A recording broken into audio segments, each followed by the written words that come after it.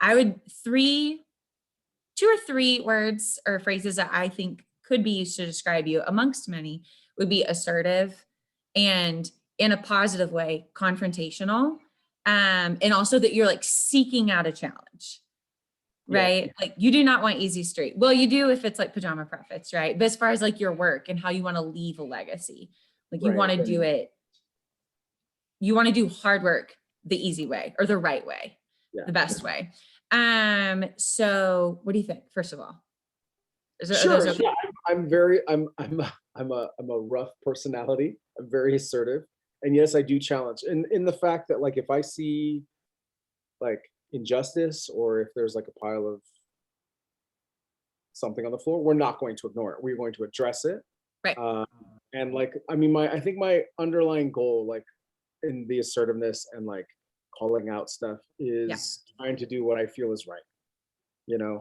Trying to speak up for those who maybe can't speak up or are timid to speak up. I'm more than willing to step up to that plate. Absolutely.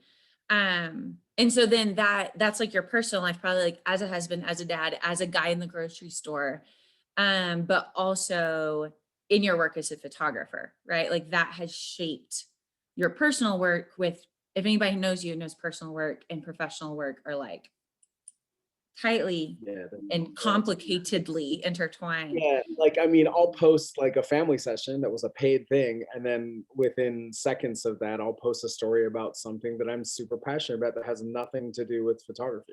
Right. Some kind Right. of But then you found a way with several of the things that you're passionate about, you found a way to use your skills and your access to connect the two, to use photography to try to solve some problems, right? Yeah, to make a difference. Like I feel like ultimately, whether you shoot personal work or you're trying to do activism or professional work, you're trying to say something, right? And the power of your image is infinite when put in the right hands, right? So Right.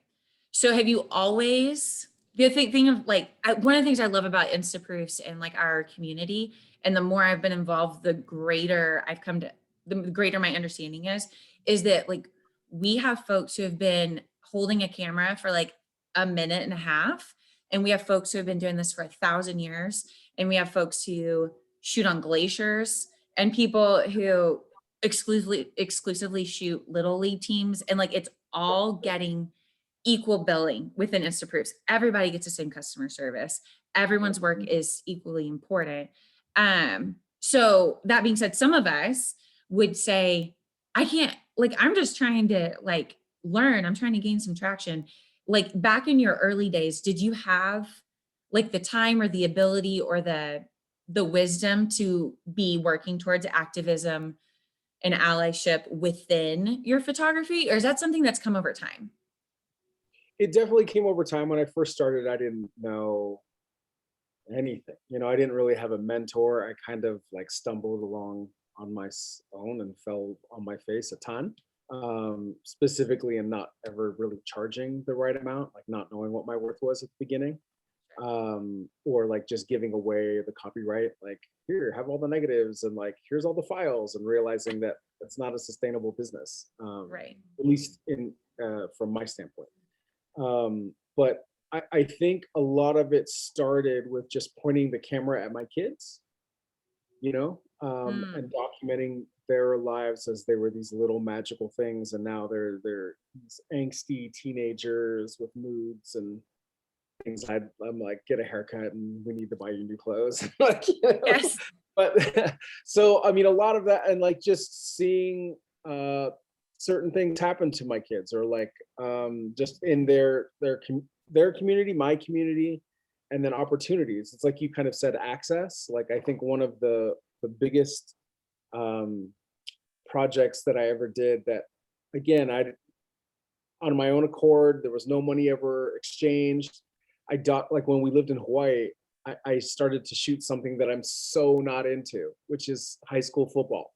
Yes. I know your husband coaches, so no He offense. does. He does. And I love it. And also I can identify with some of what you're about to say, probably. Yeah, I never played, like, I hated football in high school. I remember my senior coach would, like, he came up to me, he's like, Canlas, you want to get laid? You should play football. And it was like literally like the worst thing you could say to me. I was like, no, I'm never gonna play football. That's just not. That's That not I how want to that get laid. works. I'm just saying, like it wasn't my thing, but like I Yeah. did it to become part of the community because where we lived, football is life.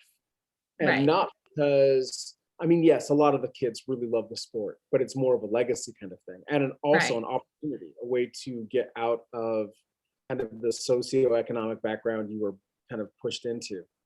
Right. There are more NFL players that have come out of that high school than any other high school because they're huge 300-pound Tongan Samoan kids that are 15. Yeah. And who have something to fight about. And Yeah, I yeah. don't mean that like in a football way. I mean that in a I'm going to work hard at something way. Yeah, yeah, and Whatever it it's is. crazy. I mean, that shoot was 2015, so we're talking 6 years ago. And let's fast forward to now, like, one of those kids, he's not a kid, he is a man. It's a Bradley and man. I Bradley and I plays for the Dallas Cowboys.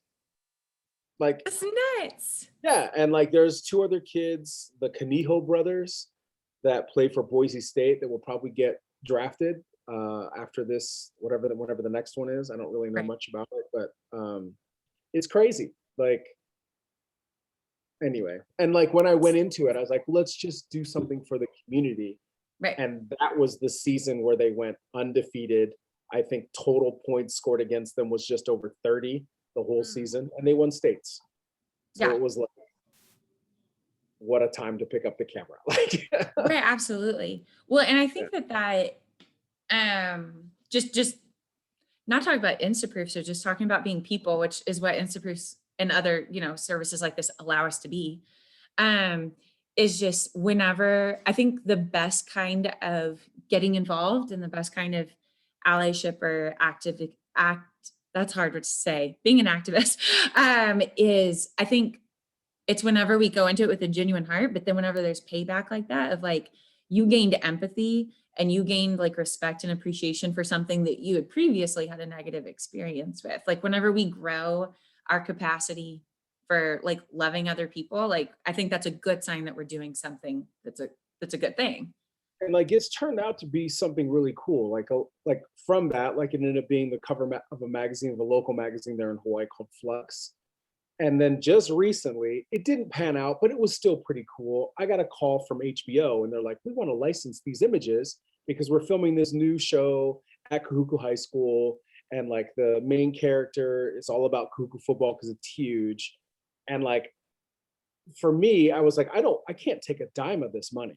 Right. I don't want to profit from these kids who, so my thing was like, look, I know if the director really is from Kahuku, you're going to pay me X amount of money that's going straight to the school. Half of it will go to the school, half of it will go to the football program. I They love it. didn't do it, but still, it was cool to be like, HBO called one of these images. Like, Yes. that's cool. I don't know. My But kids were flipping out, so. oh yeah. Well, first of all, it is cool. But also whenever you see the potential of like, man, I am using like you are using, whoever is using like their position and their power to put power in the hands of the people who don't have it yet. Yeah, Like that's good work. And that doesn't you don't have to be, I mean, like it seems so silly now to say you don't have to be a photographer to do that. Because who could have dreamed that as photographers we could do things like this? yeah, You think you have to like have a pickaxe or something to go do the good work. yeah. But like we can do good work with what we have. Yep.